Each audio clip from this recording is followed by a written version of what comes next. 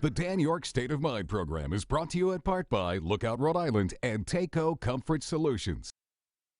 Good evening and welcome to my State of Mind. I am Dan York. We are back to Zoom only for a couple of weeks. It's a weird reminder of the COVID days, but there's good news at the TV station. We are renovating, and the studio that I use each and every weekend is under construction. So a couple of weeks of Zoom conversation, and we'll be right back to the studio. In the meantime, let me say that tonight's conversation is about recreational marijuana. The people have sort of spoken. The legislature spoke for the people, and then some people said, I don't want it. It's still a little bit confusing, but one of the key legislators who brought us this evolvement on recreational marijuana is State Senator Joshua Miller, and he will join me to discuss that this evening. First, kind of a scene setter on day one of legal recreational pot. From medical to recreational. I'm going to go ahead and check that, make sure it's valid. The demand is high in Rhode Island for legalized marijuana. Day one, I'm here. The Thomas Slater Center was one of 5 dispensaries in the state granted a hybrid license to sell pot for dual use. You just passed. You're over 21. That's 96-year-old Joe Mariah, a World War II veteran. The grandfather of the center's CEO was the first customer to purchase recreational marijuana there this morning. I'm happy to be part of seeing something that's happening all over the country happen in Rhode Island. Selling recreational marijuana is not legal everywhere in Rhode Island. Only up to 33 retail stores will be allowed to be licensed to sell it under the Rhode Island Cannabis Act. Rep. Scott Slater was the lead House sponsor on that bill. This bill addresses other issues like expungement for folks and social equity. Hopefully those pieces, we can roll them out as quickly as possible. The law now allows Rhode Islanders to possess 1 ounce in public and 10 ounces total at home. The access to a safe product that's tested are probably the main highlights of why it's so exciting to have this day. So joining me is State Senator Joshua Miller, a guy I have known for a long time. Josh, we don't look any worse from the day we met more than 2 decades ago, hanging out at a crosstown bar and having a good talking politics. It's good to see you. Thanks. You weigh less and I weigh more. That's what's happened since then. Well, I'll tell you, it depends on the week, right? Great to have you. Look, you and I could talk about a lot of things, and the wonderful thing about my relationship with Senator Miller is that we don't really agree on a lot of stuff, but we always seem to be able to come to a friendly place on it. Conceptually, the cannabis legalization has been a work in progress for a long time now. And rather than getting right into it, why don't you give me a little bit of background on your view on this and the project, so to speak?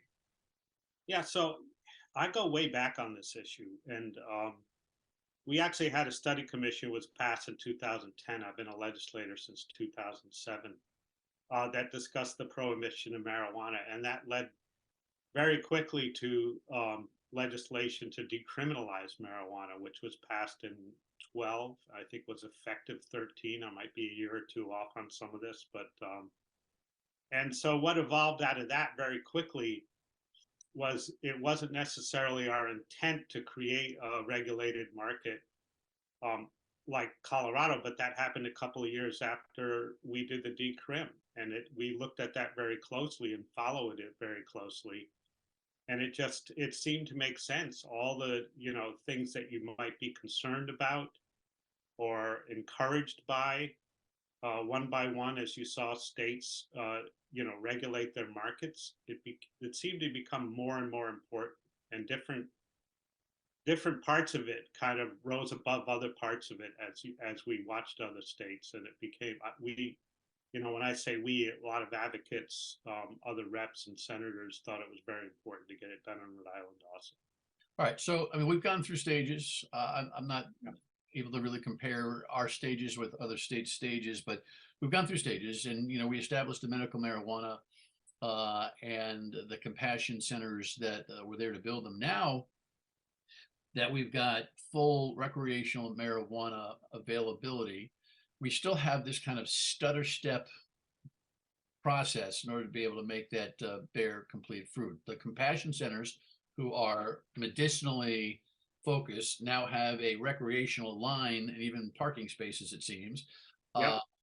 The near half a dozen facilities that are doing that um, are in that business temporarily or full time in lieu of the really huge number of retail outlets that will be available. How's that going to work?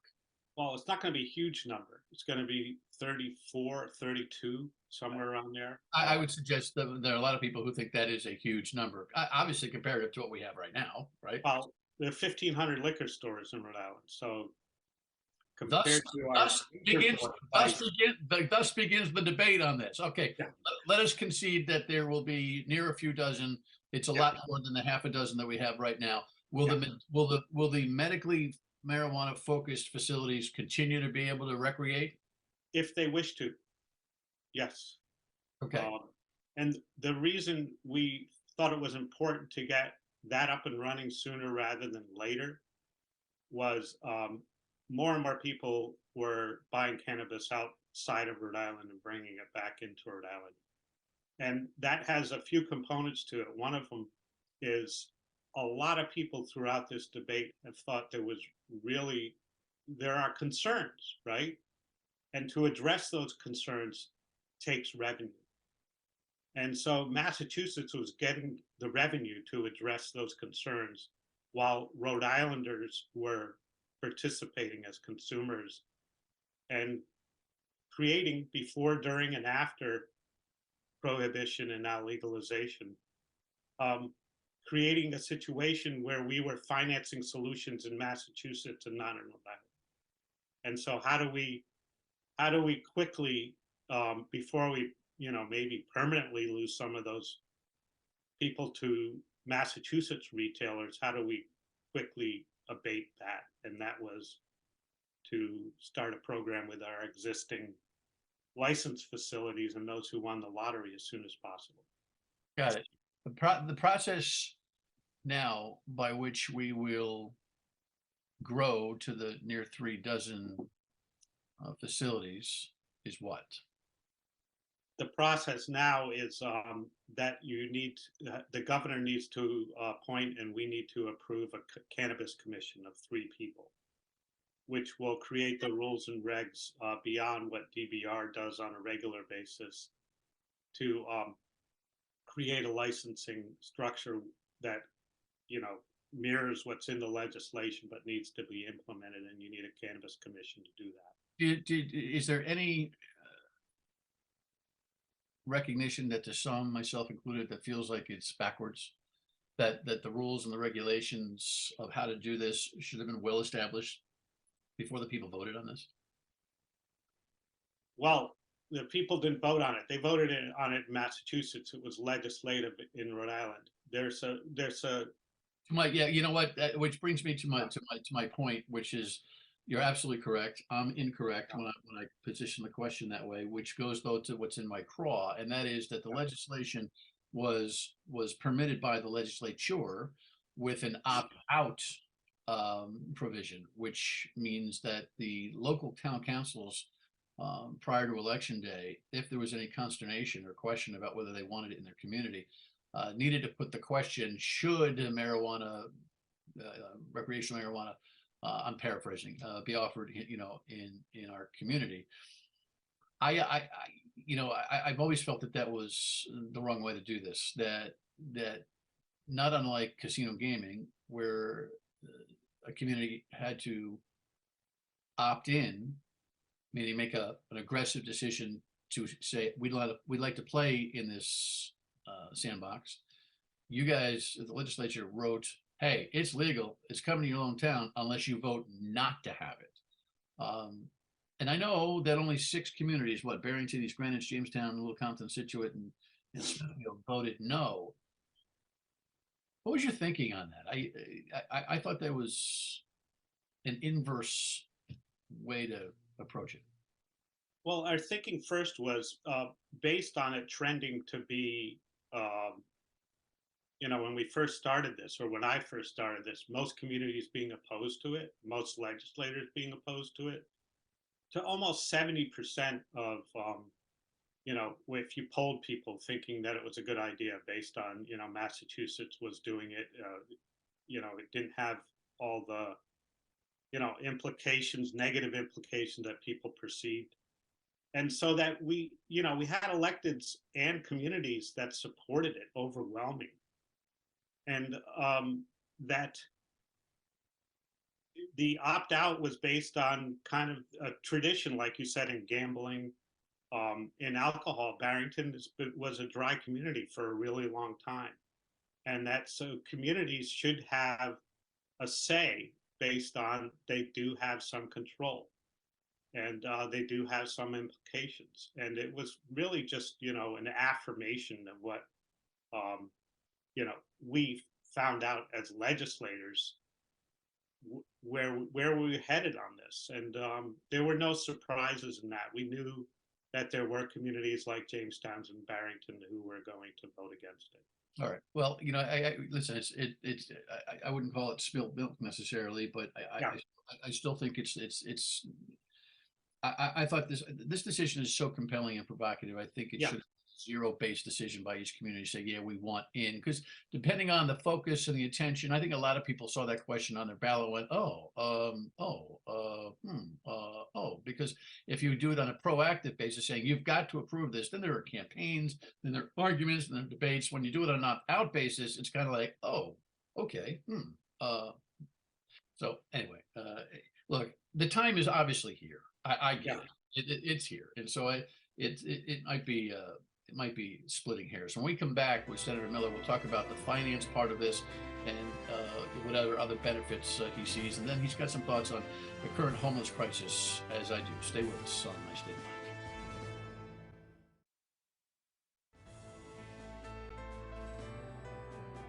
Welcome back to My State of Mind. State Senator Joshua Miller is with me. Josh, just highlight, if you will, on the cannabis program and the pro forma, so to speak, what you really think the net benefit is going to be to the state financially. The tax base is identical to Massachusetts, where it's a 20%, 7% traditional sales tax, 10%, specific to Cannabis Commission, to revenue based on, cannabis sales, and then 3% for cities and towns. The benefit is that, it's an issue that does come with issues, right? That take financing to help solve. And hopefully the commission and the legislator will approve initiatives that will help solve some of the issues or address some of the issues around. Talking about addiction, law enforcement, all those things. Yeah, all those things. Right? Are you concerned, as many are, that unlike the intoxilizer? Now, listen, folks, you should know that the senator is a successful owner of downtown restaurant and taverns, and knows this business like the back of his hand. The Intoxilizer 5000 is a machine that, I don't know what the new version is, but it used to be, I paid attention to this, and they put a tube in your mouth and you blow your blood alcohol level, and that specificity of science, so to speak, is not available right now, at least with cannabis, and it presents a little bit of a challenge to law enforcement who doesn't like this very much. So I don't know what the answer is on that. I guess we'll see how it goes, so to speak. But it does look like some national numbers are growing in terms of substance abuse and people getting behind the wheel, and that's no good. Yeah, one of the things that being the 18th or 19th state to do this, if you've been able to look at trends in other states, right? And you can look at the history of having a black market and how well does a black market work. It really endangers people. And how well does a regulated alcohol industry do? There are real repercussions. There are repercussions for selling to people underage. There's a whole structure. You can get shut down. A liquor store can get closed. People get fined. There are, driving while intoxicated laws. A regulated market has the kind of impacts that you want in any society. And I'm guessing to your point, you're going to, this commission will be a fluid commission, and they will be seeing this as we go and make recommendations, and then we could see further legislation that either clamps down or loosens up depending on which way the ebb and flow is. Correct? Yeah, and there's real repercussions in a black market that are, you know, a lot more damaging than a regulated market. All right, we'll leave that there. Listen, the time has finally come. It's here, and we'll see, you know, how it goes over the course of time and see what the Cannabis Commission comes up with.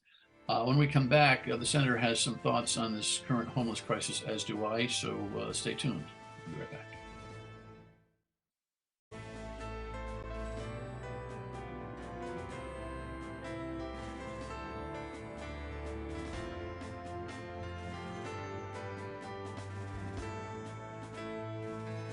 Back with State Senator Josh Miller. Josh, as we record this, in the full disclosure, because we're on Zoom, because we have some renovations going on at the TV station, we recorded this on Tuesday of this week. You're seeing it on Friday and Sunday. So actually, there's a lot of things that are probably going to have happened in the news cycle when people finally see this conversation. Judge David Cruz, I thought in weird fashion, had scheduled a hearing for Wednesday, which is 2 days from the time you're watching this, but a day forward for us. He's got himself in a pickle. I think he took a from Pluto lawyers petition to put a stay on the governor's process of trying to find triage homes for the encampment at the State House, arguing that, you know, the governor broke a promise to do it by Thanksgiving, so they ought to be able to stay there, and a secondary argument that, you know, people's rights to stay on the taxpayer property. I don't know. I think the judge should be deciding on the statute and not become a de facto operations manager for the homeless situation. But your take on what's going on right now, as we speak, at least. You know, beyond the legal thing, the thing that really hurts me in this conversation is how we could see this coming, especially through COVID, and how it was, all the issues around it were exacerbated. I think all these things take way too much time. Government spends way too much time. There's a person who's homeless, help finding them a place to live rather than outside. My personal perspective on it is that look at each one uniquely, each person uniquely. And if you look at those people uniquely, you can solve their issue addressing issues other than their homelessness. What is causing their homelessness? Every one of them has a different story, whether it's that they've been evicted, whether they have behavioral health issues. Just as your point, disorder. Yeah, look, you're absolutely right. Domestic violence, we're in a crisis addressing those issues other than homeless issues. And we'd have a lot fewer homeless if we properly addressed those underlying issues. And those underlying issues, I'll make the case, can be solved quicker than building housing. Got that. What you just said is inarguable. Unfortunately, I think this particular moment that we're in, with anywhere from 300 to 500 people right now still freezing and without immediate shelter, depending on whose numbers are correct and who do you believe today, and all of that. I think what's clear is that, look, the eviction pace is picked up with this nutty rental housing situation. Not everybody is the stereotypical addicted, mentally health challenged. Not that those people ought to be discounted, but I think there's a lot of misunderstanding about what the current crisis is and why it's where it is. Unfortunately, right now, though, the immediate moment is beds and shelter for the 500, 400, 300 or so who are without it.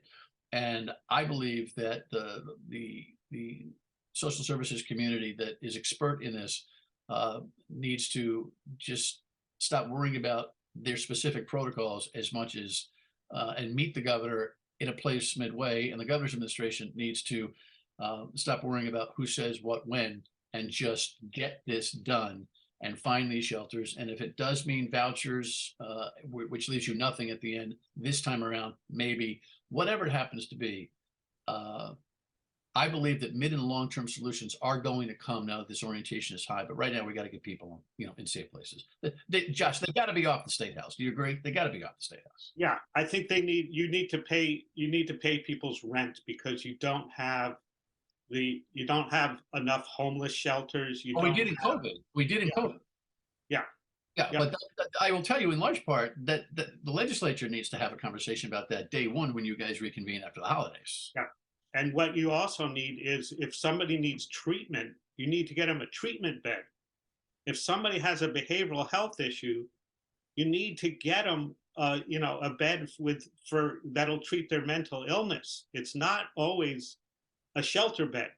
It's a bed for their primary need. And that will evolve into them getting the proper care and then no longer being a culprit to be homeless. Well, right now, unfortunately, I guess we're chasing our tail, and it's easier said than done situation. So if it's domestic violence, there are agencies that can handle and navigate their homeless because of a domestic violence.